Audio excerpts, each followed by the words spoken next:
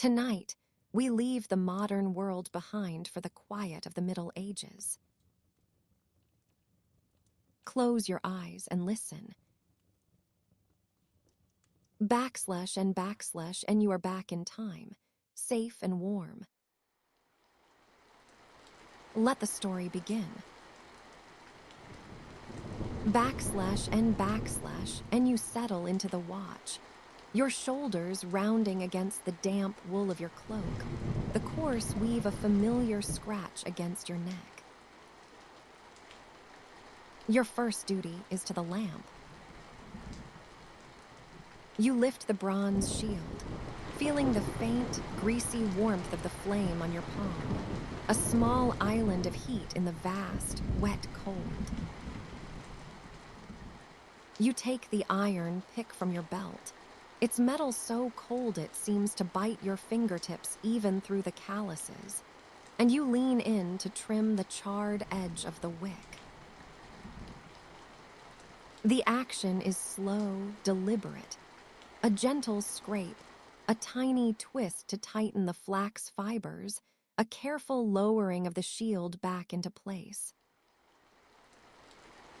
The flame gutters for a heartbeat, then steadies, casting a wobbling, honeyed circle on the wet, dark wood of the stern post.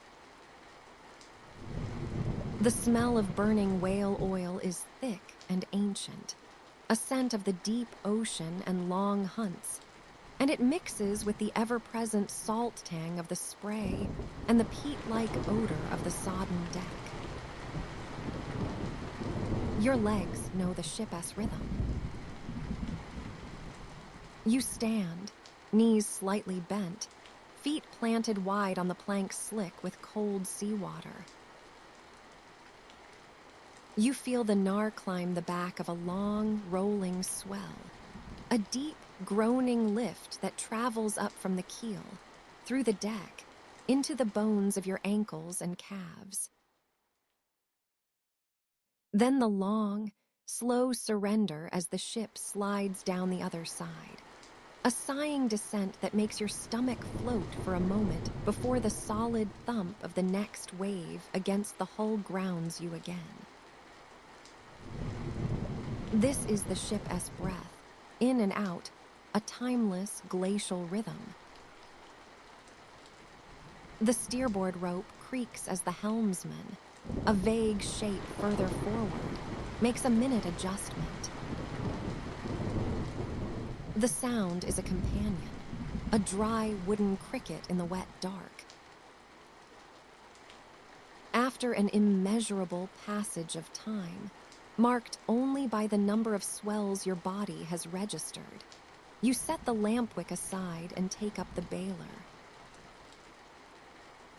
It is a simple, worn wooden bucket, its staves darkened by constant wet.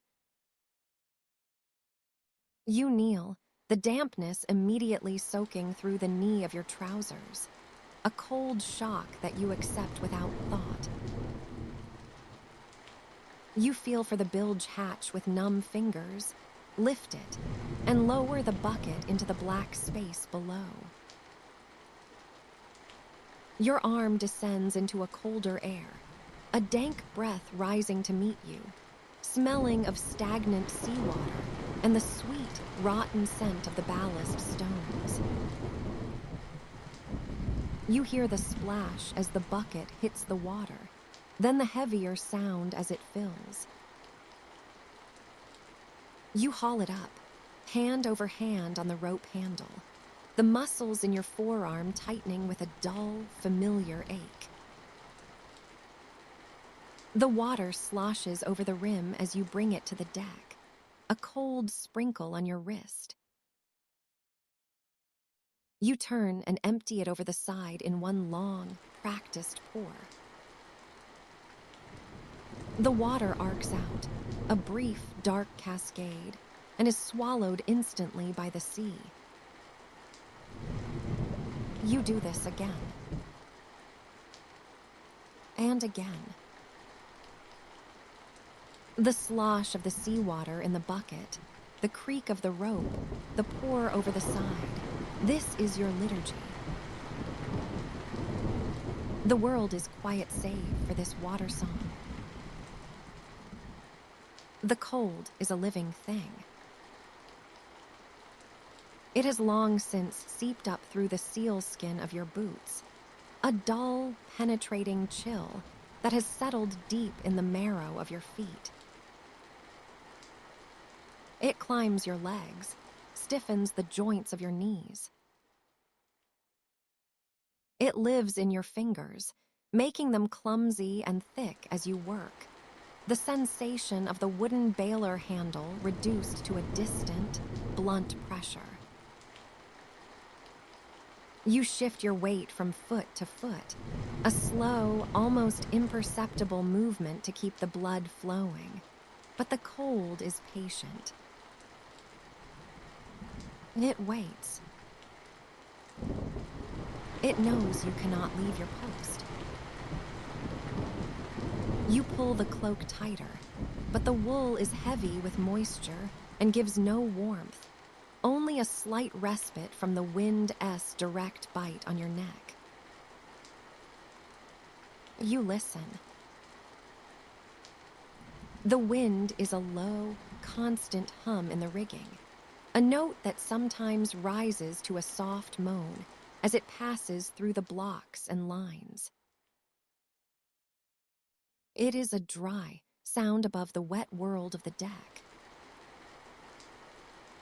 Beneath it is the deeper, wetter sound of the sea parting before the bow, a continuous shushing whisper, like grain being poured in a distant barn. Sometimes a larger wave slaps the side with a hollow, drum-like thump, and you feel the vibration through the soles of your feet. You watch the waterline, a shifting, phosphorescent seam of foam in the darkness, looking for the telltale smoothness of a rogue wave. But the sea presents only a regular, sleepy pattern of rise and fall. There is no threat, only the immense, endless movement of water. Your eyes are drawn back to the lamp. The flame dances within its bronze cage, a tiny, brave, and utterly insignificant world of light. You watch the way the liquid oil moves in the reservoir, a sluggish, golden ripple with each roll of the ship.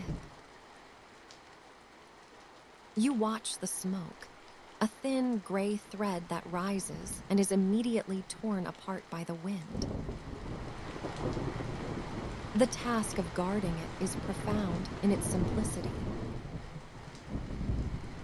You are a wick trimmer, a flame shielder. Your body is a wall against the spray.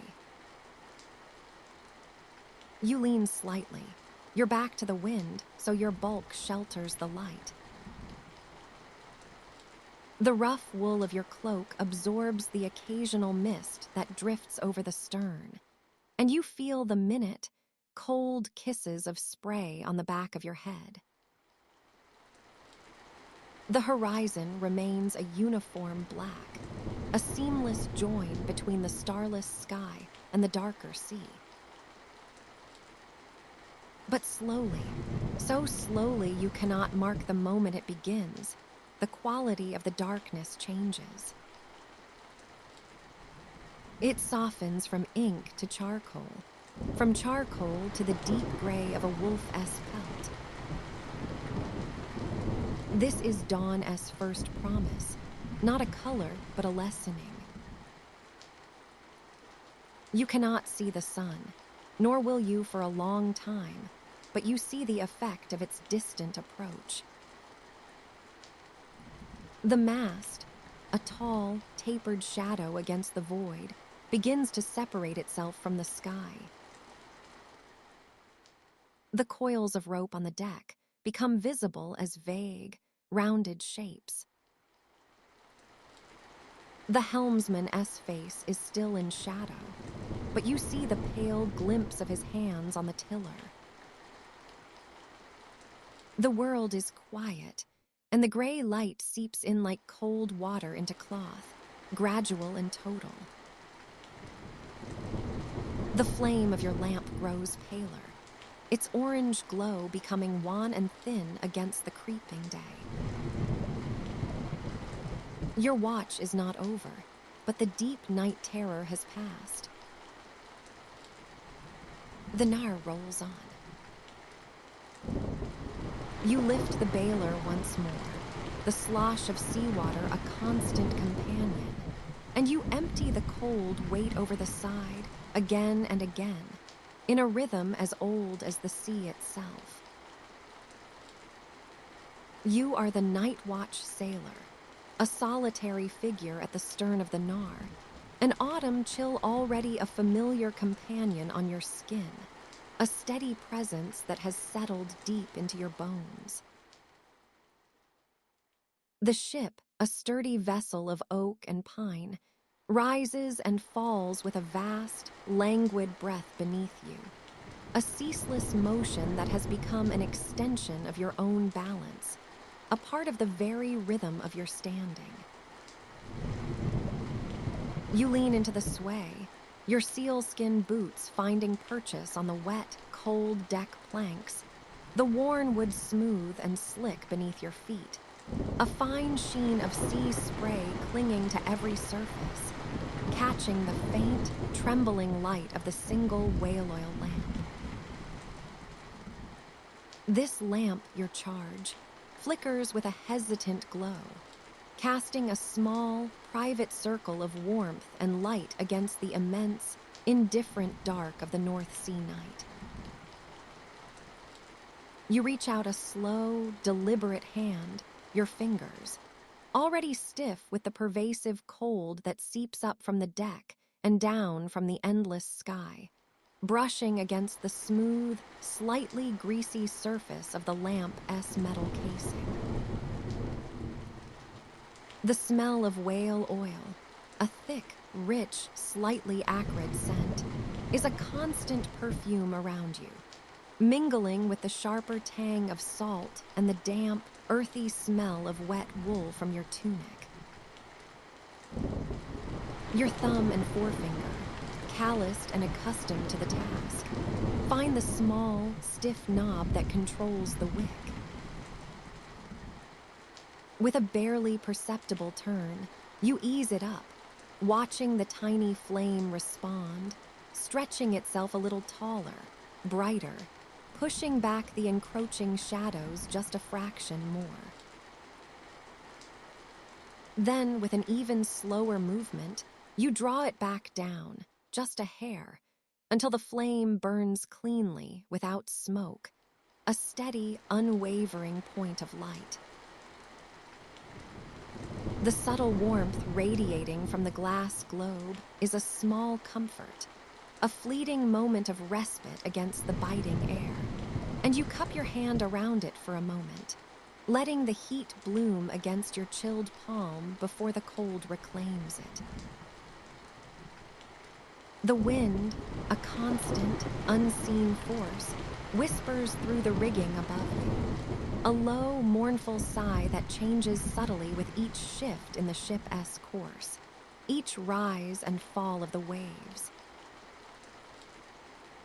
You listen to its voice, a language you understand without effort, discerning the subtle tightening of the lines, the faint, resonant hum of the shrouds, the soft, rhythmic slap of the water against the hull.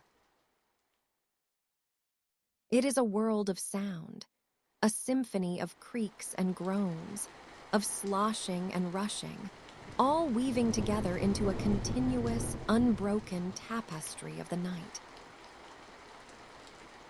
The rigging sings its high-pitched lullaby, a repetitive, soothing sound that fills the emptiness of the dark, a constant companion to your solitary watch.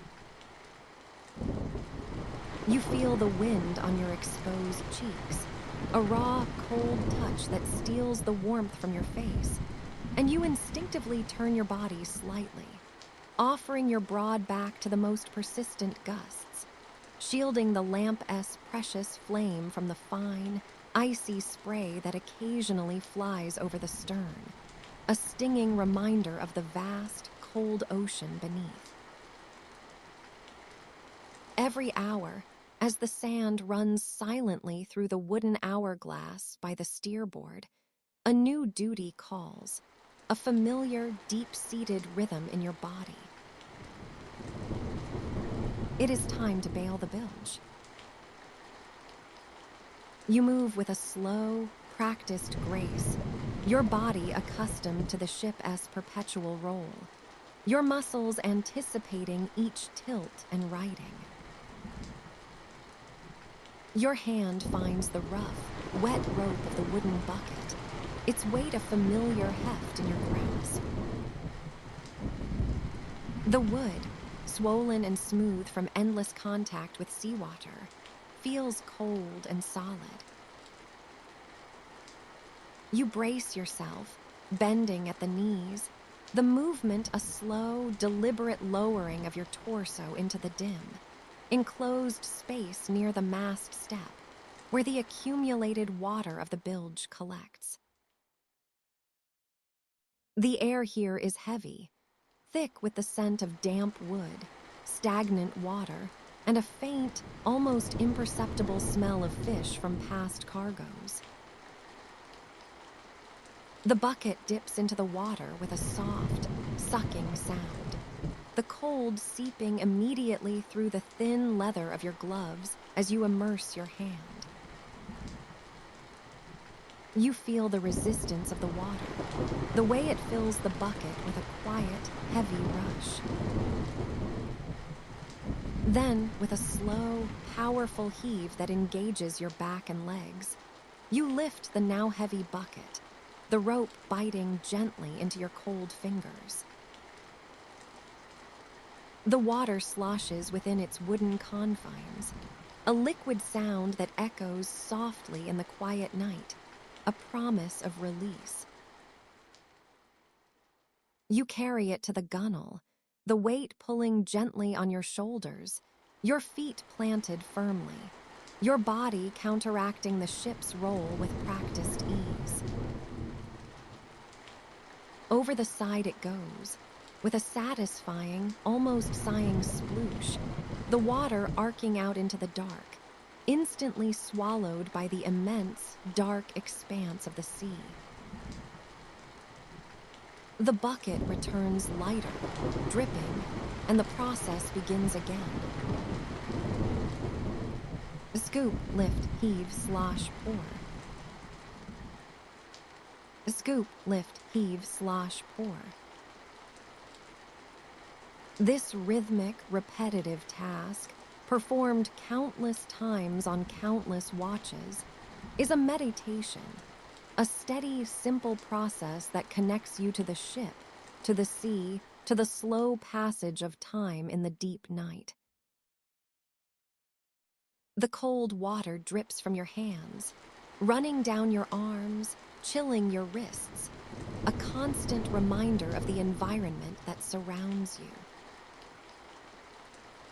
You straighten slowly, feeling the slight ache in your lower back, a familiar companion on these long watches. Your eyes drift over the waterline, a dark, shifting boundary between the ship and the sea. You watch for the dreaded dark shape of a wave that doesn't break, a rogue swell that could rise unexpectedly from the blackness. But tonight, like most nights, the waves are consistent, their patterns predictable, their crests rising and falling with a steady, hypnotic rhythm. The ship's roll is a slow dance, a gentle sway that shifts your weight from one leg to the other, a constant adjustment that your body performs without conscious thought. You feel the deck beneath your feet, vibrating faintly with the passage of the water, a subtle tremor that travels up through your sealskin boots, through the thick wool of your trousers, a low-frequency hum that is almost imperceptible, yet always present. The cold is a living thing, a pervasive entity that seeps up from the wet deck planking, through the layers of your clothing, settling into your joints, stiffening your fingers around the bailer, around the lamp-esque cold metal. It gnaws patiently, relentlessly. Sometimes, from the helm, you hear the helmsman's occasional grunt, a low, guttural sound that acknowledges a shift in the wind, a slight adjustment of the steerboard. It is not communication, not really, but a confirmation of shared purpose in the vast silence.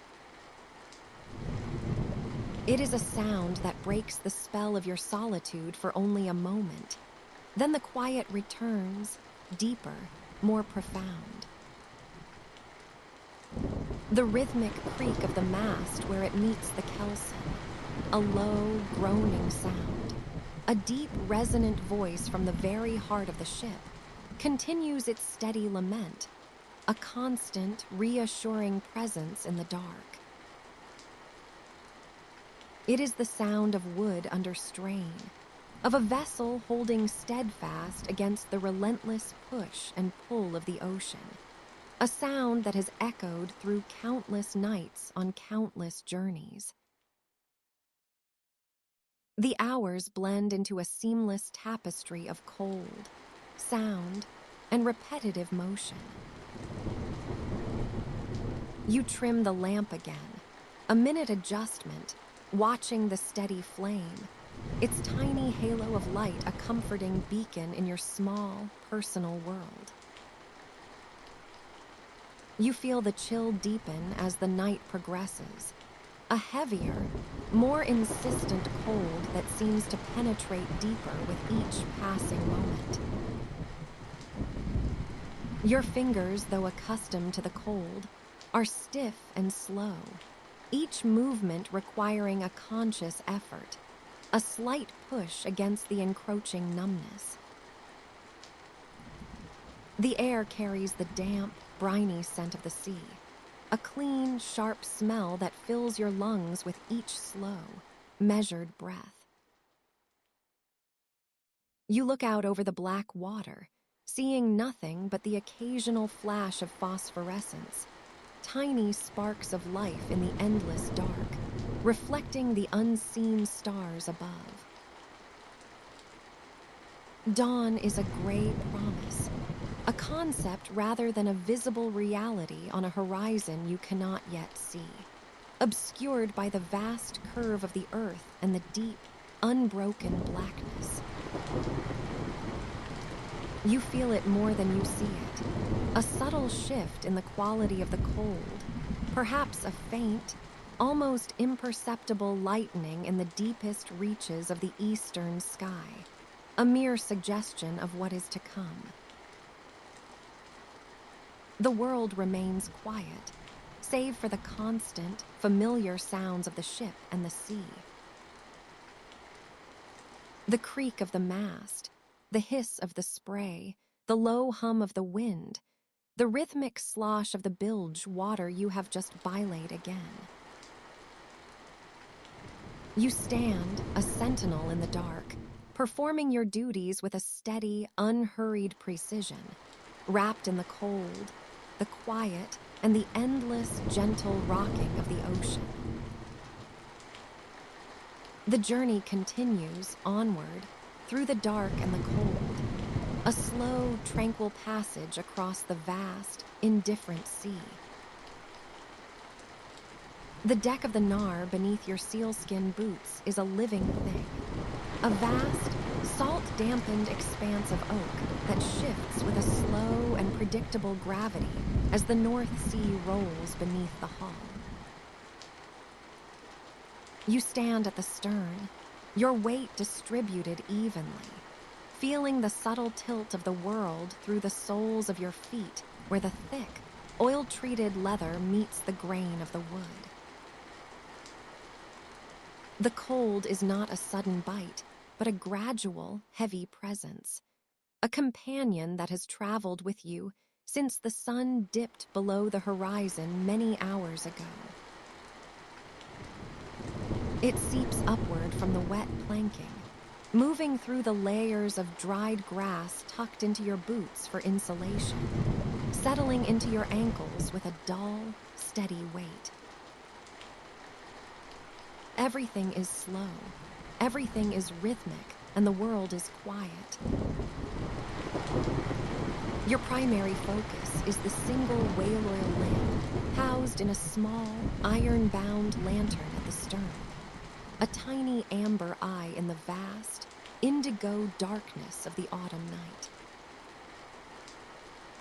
You reach out with fingers that have grown stiff and slow, the skin toughened by salt and the constant friction of hemp rope, and you gently lift the latch of the lantern. The sound is a soft, metallic click that is immediately swallowed by the low moan of the wind in the rigging. Inside, the flame flickers, a small and fragile pulse of light fueled by the thick, pale oil rendered from the leviathans of the deep.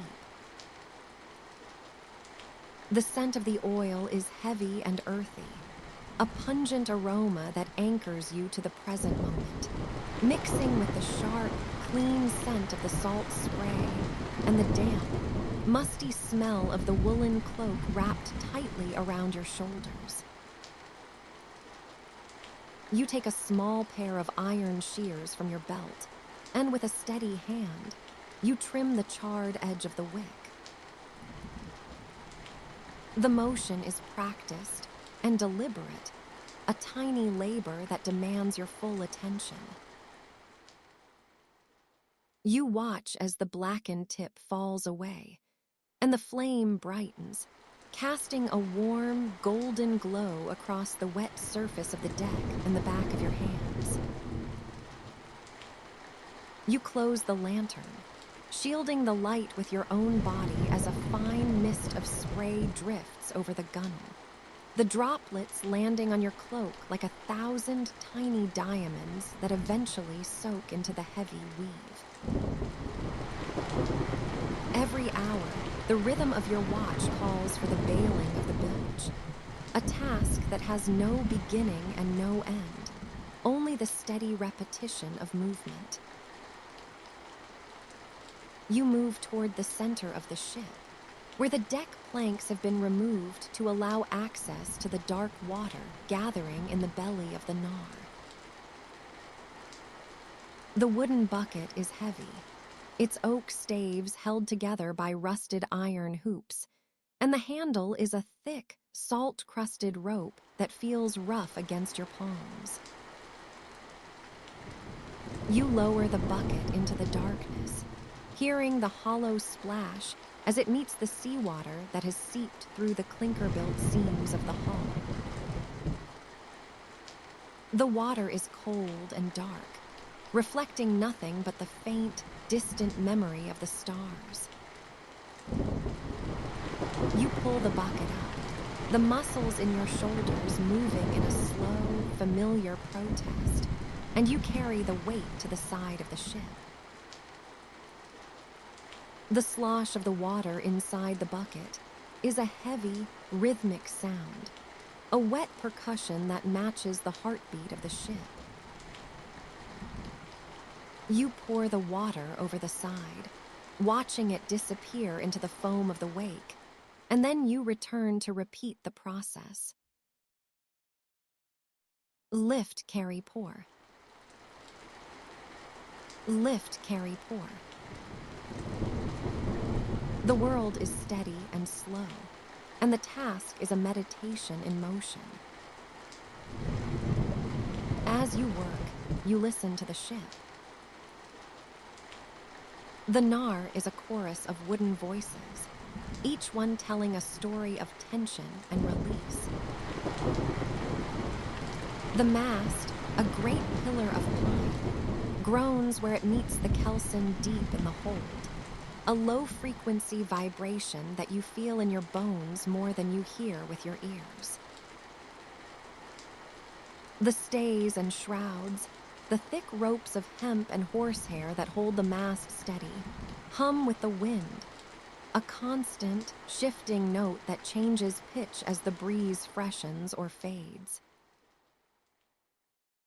You have learned to interpret these sounds, to know the difference between the groan of a hull settling into a trough and the sharp snap of a rope under too much strain.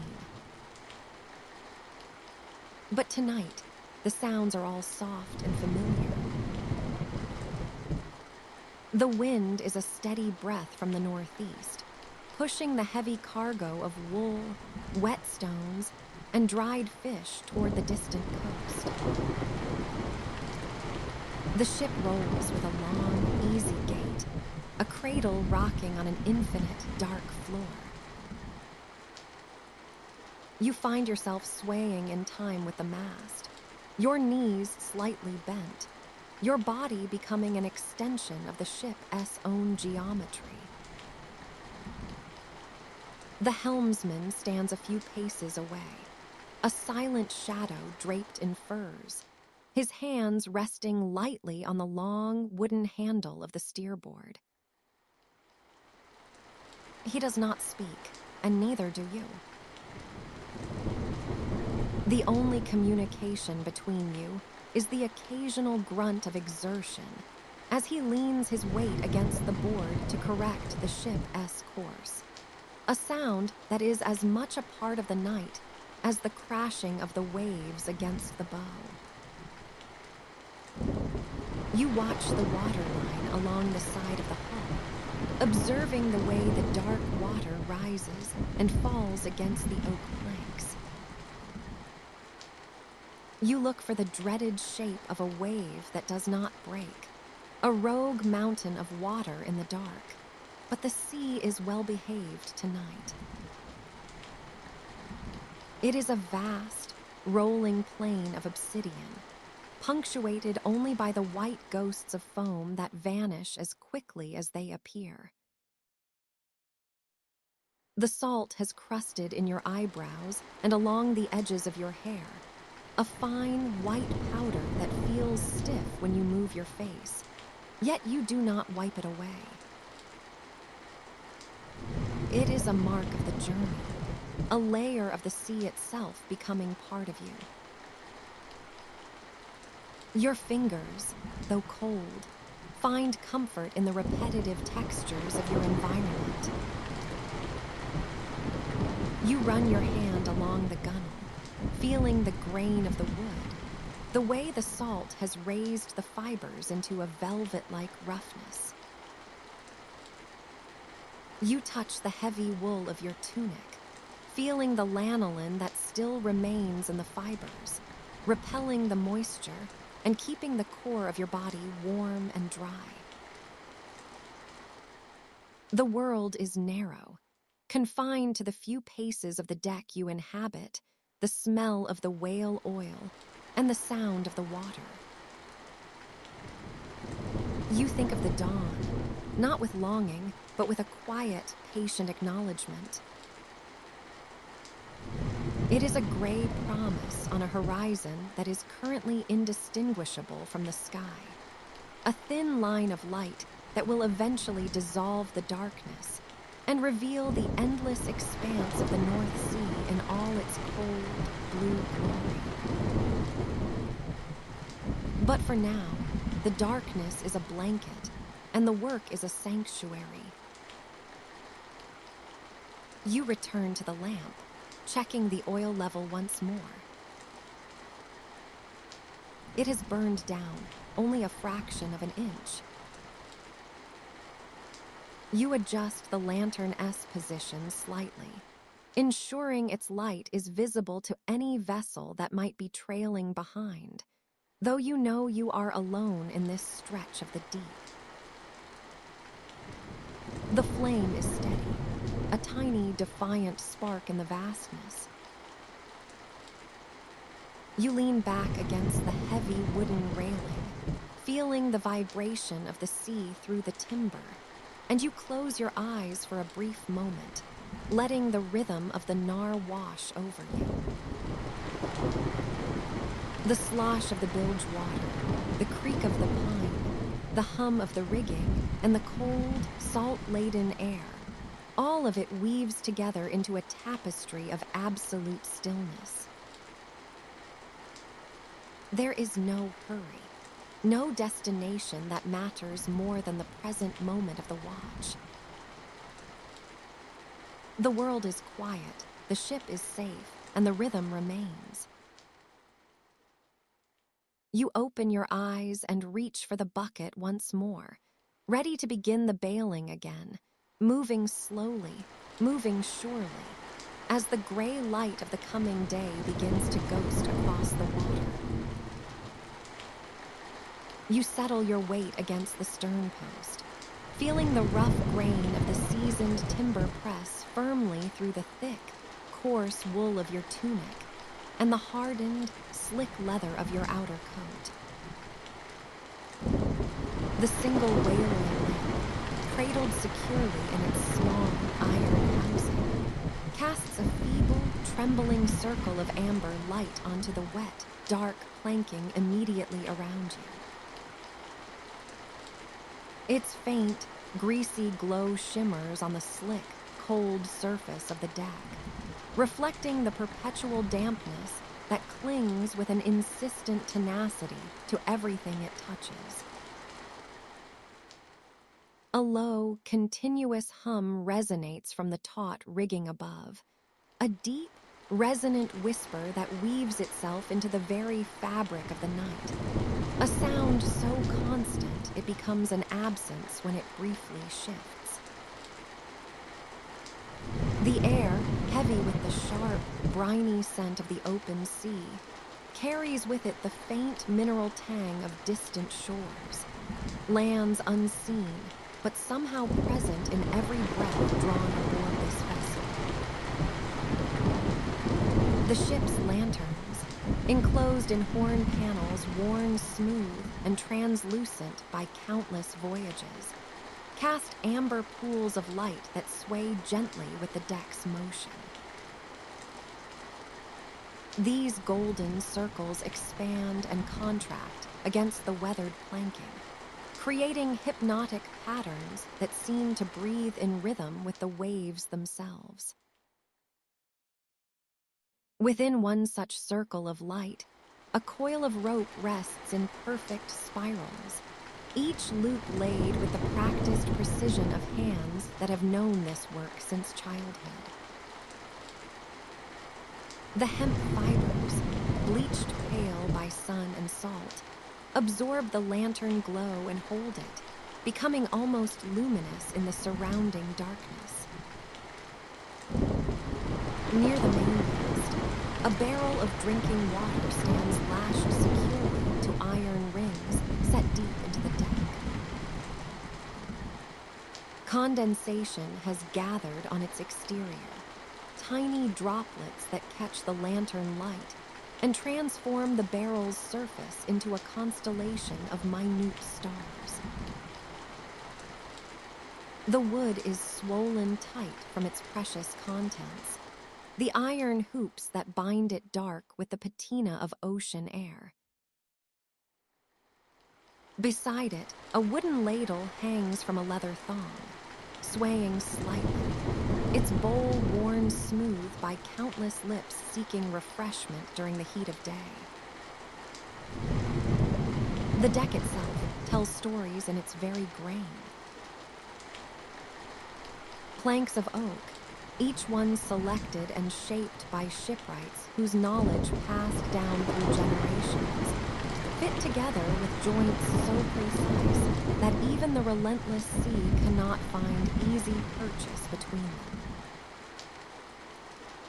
The wood has been scrubbed so many times that it possesses a soft sheen, pale as driftwood in some places, darker where pitch has seeped up through knots and whorls.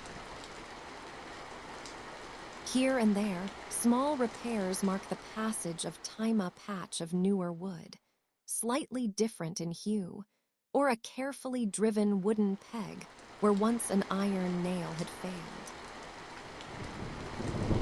Against the starboard rail, a fishing net lies carefully folded, awaiting tomorrow's use. The twine, woven in diamond patterns that seem to capture and hold fragments of lamplight, has been mended in dozens of places. Each repair a slightly different shade that creates an unintentional tapestry. The cork floats attached along its edge are smooth as river stones, their surfaces marked with the teeth marks of curious fish from a dozen different waters. Beside the net, a wicker basket contains wooden needles and additional twine, the tools of the mending trade arranged with the same care a scribe might show toward quills and ink. The ship's bell, suspended from a wooden frame near the helm, hangs in perfect stillness. Its bronze surface, green with verdigris in the crevices of its casting, holds within it the memory of every hour it has marked, every watch it has called, every warning it has sounded. In the lantern light, the bell's curve gleams dully, a presence both functional and somehow sacred, marking time's passage in this floating world where days and nights blend into an endless rhythm of water and wind. Below, through gaps in the deck planking, comes the faintest suggestion of the hold-the scent of stored grain in sealed barrels, of dried fish wrapped in oiled cloth, of rope and canvas, and the thousand necessities that allow this vessel to venture far from land. The smell is not unpleasant, but rather comforting, speaking of preparation and providence, of careful planning against the sea's uncertainties. Mixed with these earthly scents comes the perpetual smell of bilge water, that ancient accumulation that no amount of pumping ever quite eliminates, a smell so fundamental to seafaring that sailors cease to notice it, as familiar as their own skin. The helm itself stands unmanned in this moment of steady wind and true course, its wheel lashed in place with a length of tarred line. The wooden spokes, worn smooth by countless hands, radiate outward like the petals of some enormous flower. Each spoke bears the subtle impression of fingers and palms, slight depressions where human touch has, over years, shaped the wood to match the curves of gripping hands. The wheel's hub, bound in brass that has tarnished to a deep gold, catches the lantern light and seems to glow from within. Near the bow, where the figurehead, a simple carved dolphin, weathered and beloved, extends forward into darkness, the spray occasionally reaches high enough to mist across the forward deck. These droplets settle on every surface, transforming rough wood into something that gleams like polish. Polished obsidian under the faint, distant glow of the moon. Each plank, usually rough beneath the bare foot, now holds a fleeting, liquid sheen, reflecting the star-prickled sky in. A dazzling, fragmented mosaic. The rhythmic creaking of the ship, once a sound of unease, now lulls the senses, harmonizing with the gentle lapping of waves against the hull. The air is alive with the subtle scent of salt and pine, a comforting blend that soothes the mind.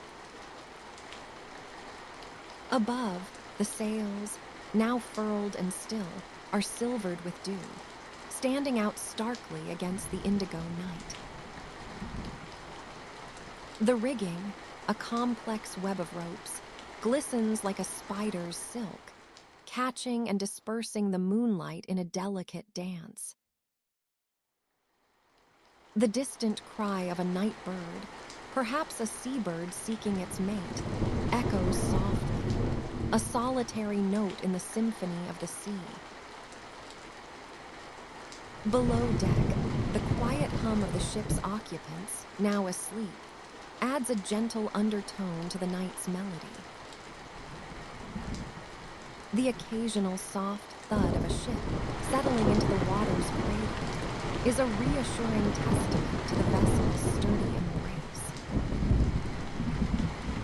The ship, once a mere conveyance, now feels like a living, breathing entity, cradling its passengers in a peaceful, liquid cocoon, under the watchful gaze of the stars.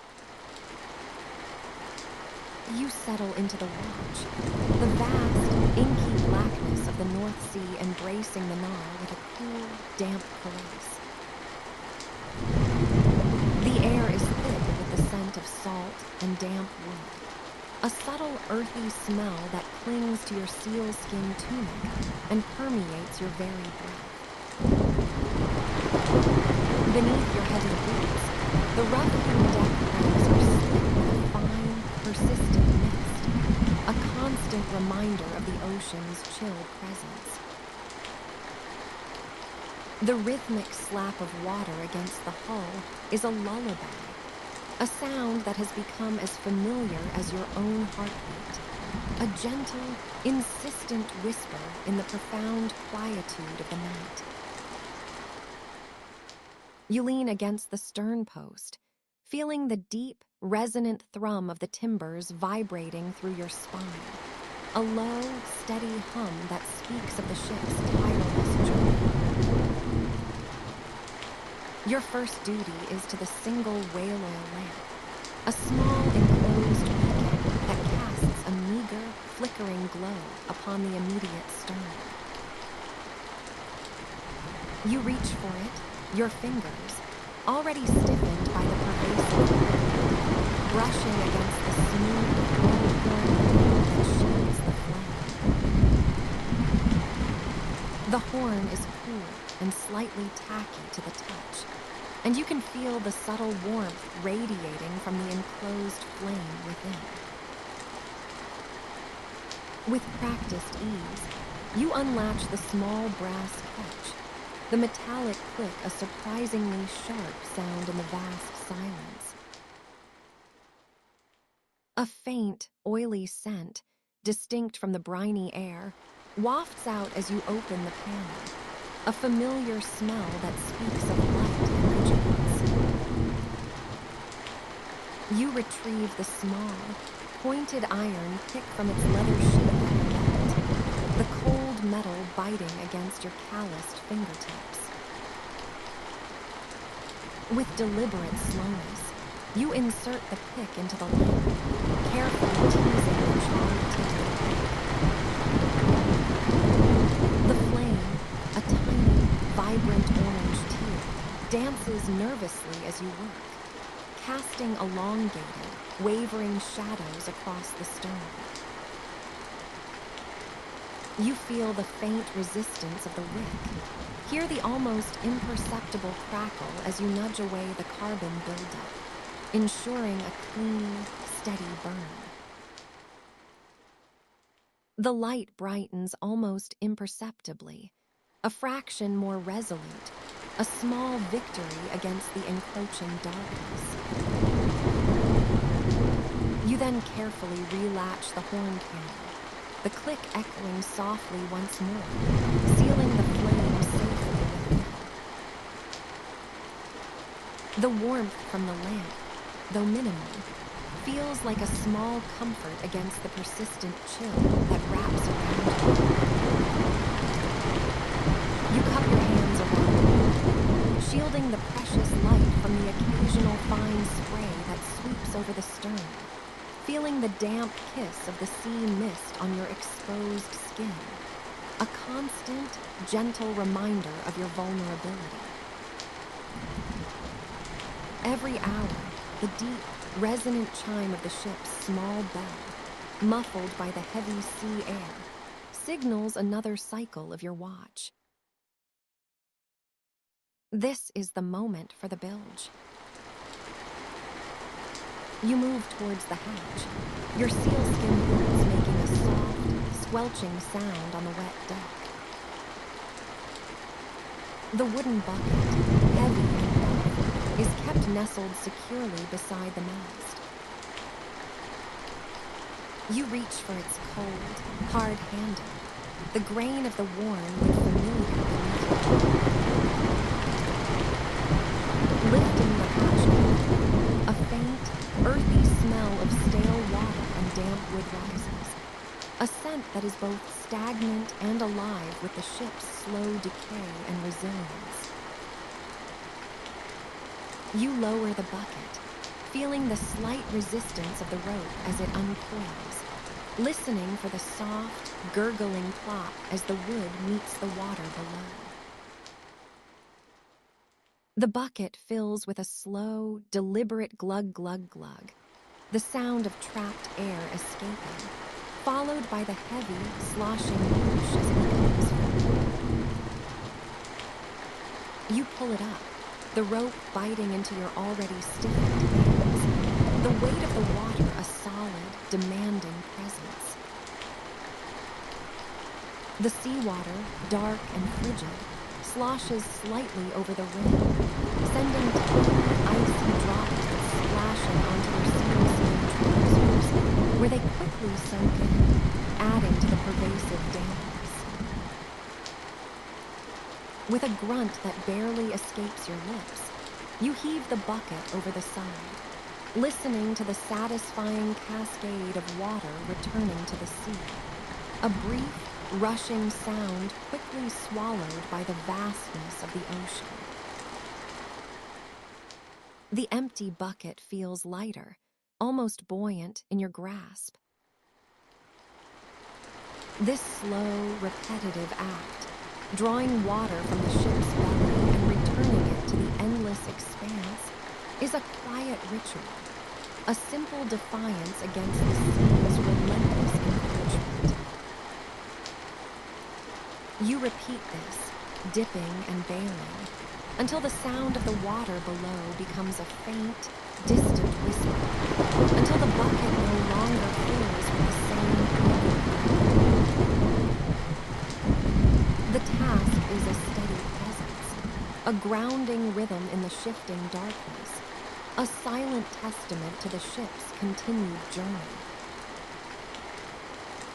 You return to your post by the stern, your legs feeling the subtle, complex dance of the knarr beneath your feet. The ship rolls with a long, slow grace, a deep, sighing motion that lifts and lowers you with gentle insistence. You feel the deck tilt beneath your boots, the slight shift of weight from one foot to the other as the vessel responds to the unseen swing. The cold is a living thing, a pervasive entity that seeps up from the wet deck planking, through the thick layers of your sealskin boots, chilling your toes with an insistent, creaking noise. It stiffens your fingers around the bailer, dulls the edges of your senses, yet sharpens your awareness of the subtle changes in your surroundings.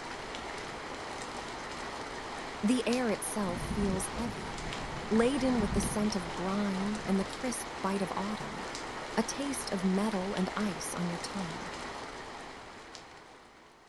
Your ears are constantly attuned to the wind, a restless, invisible force that whispers and sighs through the rigging. The ropes, taut and wet, hum with a low, mournful drone, a continuous, evolving song that changes pitch with every shift of the breeze. You listen for the subtle tightening of the sheets, the faint whistle as the wind finds a new angle against the mast, the soft, flapping sound of a loose corner of the sail, quickly corrected by the helmsman. Each sound is a tiny clue, a silent message from the elements, telling you of the wind's strength, its direction, its tempo. The rhythmic creak of the mast where it meets the keelson is a constant companion, a deep, groaning sound that resonates through the ship's very structure, a reassuring testament to its enduring strength. It is a slow, steady pulse, a sound that has woven itself into the fabric of your consciousness. You peer out into the darkness, your eyes straining against the black velvet curtain of the night. The horizon is an indistinguishable line, lost somewhere between the churning sea and the starless sea. Your gaze sweeps across the waterline, watching for the subtle variations in the waves. Most are a uniform, frothy gray, catching the faint, reflected starlight, breaking and reforming with monotonous regularity. But occasionally, your eyes catch the dreaded dark shape of a wave that doesn't break, a deeper, more solid mass of water that rises with an unsettling, silent power. You watch it, feeling the ship rise to meet it, the slow, ponderous lift of the bow, the gentle, shuddering descent into the trough. It is merely another aspect of the sea's vast, indifferent power, a momentary observation in the endless flow of the night. The helmsman, a silent, bundled figure at the steerboard, is your only company. His presence is a quiet comfort, a shared vigil in the vast emptiness. Occasionally, you hear a low grunt escape his lips as he adjusts the steerboard, a sound swallowed almost immediately by the wind and the waves. The faint creak of the tiller as he shifts it, the soft thud of his heavy boots against the deck as he repositions himself, are the only human sounds that punctuate the ceaseless symphony of the sea.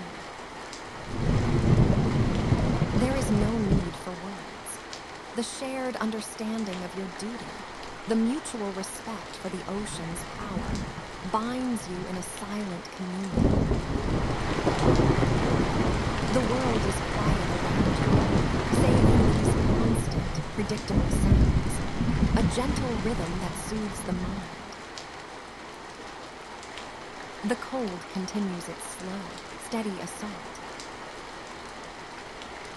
It seeps into your bones, a pervasive chill that numbs your fingers and toes, stiffens your knees, and makes your breath plume in small, white clouds before your face. You pull your hood tighter, feeling the rough wool scratch softly against your chin, a familiar sensation. The dampness in your sealskin boots is a constant reminder of the ocean's presence, the cold water seeping through the leather, chilling your soles. You shift your weight, trying to encourage circulation, feeling the faint ache in your muscles from the endless standing and the repetitive motion. It is a cold that does not sting, but rather settles, a deep, pervasive coolness that becomes a part of you, a steady, unwavering presence. You continue to watch the lamp, ensuring its flame remains steady, a tiny, defiant spark against the overwhelming darkness. The faint, oily smell is a constant presence, comforting in its predictability. The slow, deliberate trimming of the wick, the careful shielding of the flame from the spray, becomes a meditative act, a small, repetitive task that anchors you to the present moment. The whale oil, thick and viscous, burns with a slow, even pace, a silent testament to its endurance. Each hour blends into the next, marked only by the recurring chime of the bell, the ritual of the bilge pump, and the subtle, ongoing shifts in the wind's song. The ship continues its slow, inexorable progress, a tiny speck on an endless sea, carried forward by the patient wind. You feel the persistent roll of the knarr, a deep, comforting sway that has become an extension of your own body. Your legs automatically brace against the shifts, your balance a finely tuned instrument responding to the ocean's invisible currents. The vast, dark expanse of the sea stretches out before you, an endless tapestry of black and gray, punctuated only by the occasional white crest of a breaking wave. The wind whispers its unchanging narrative through the rigging, a constant, low murmur that lulls your thoughts into a tranquil, hazy state.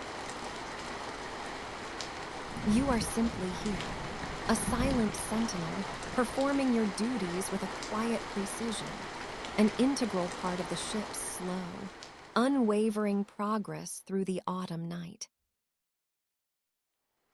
The cold is a steady companion, the sounds are a continuous hum, and the vastness is an embracing presence. The long hours stretch, blurring into a continuous stream of subtle sensations and quiet routines. The sound of the bailer sloshing, the creak of the mast, the helmsman's quiet adjustments, these are the landmarks of your solitary approach. Your eyes, now accustomed to the deep darkness, can discern the faint shimmer of phosphorescence in the wake behind the ship, tiny, fleeting sparks of light in the churning water, a silent, ephemeral beauty. The air grows marginally colder, a subtle shift that speaks of the approaching pre-dawn hours. Dawn is a gray promise, a distant, almost imperceptible lightening on a horizon you cannot yet see. A faint, ethereal expectation that hovers just beyond the edge of your vision. A quiet, gentle certainty waiting patiently in the vast, inky blackness. You are here, and the world is quiet, safe in its slow,